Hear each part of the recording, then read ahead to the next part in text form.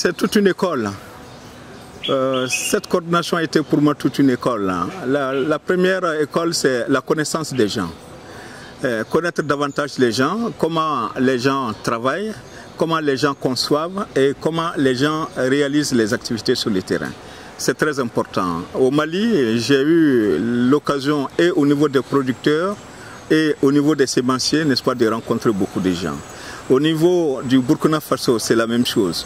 Au niveau du Cameroun, c'est la même chose. Au niveau du Ghana, c'est la même chose. Au niveau des chercheurs.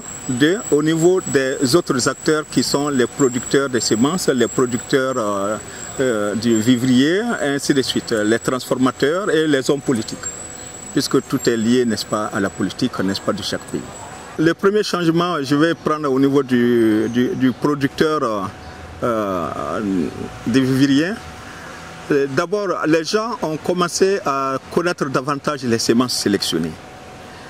Et s'ils avaient commencé à les utiliser dans le temps, ils ont eu beaucoup plus d'engouement pour la sélection et pour l'utilisation des semences sélectionnées parce qu'ils ont vu l'intérêt qu'ils peuvent gagner.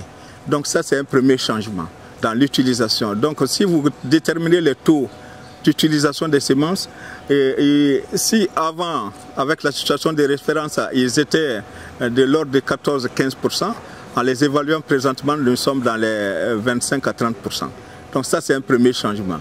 Au niveau des producteurs de semences, le premier changement, c'est la compréhension des semences, le choix des variétés et l'amélioration des niveaux de revenus de ces producteurs. Ils ont non seulement augmenté la production, des semences. 2. Améliorer, n'est-ce pas, le niveau des revenus. Comment? À travers les échanges d'abord entre eux et entre eux et les autres.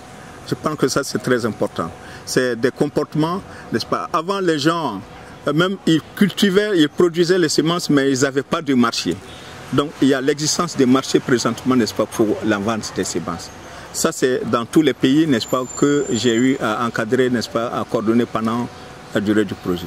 Cette approche, même si elle existait sous autre forme, que les gens appelaient dans le temps, n'est-ce pas, la MAP, n'est-ce pas, la méthode accélérée de la recherche participative, c'est une forme, n'est-ce pas, améliorée, n'est-ce pas, de cette approche participative.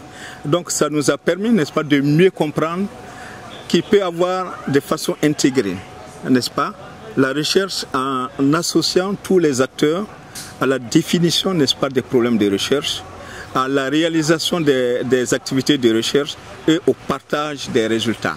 Je crois que ça facilite la diffusion des résultats, n'est-ce pas, de recherche, qui est une des contraintes essentielles.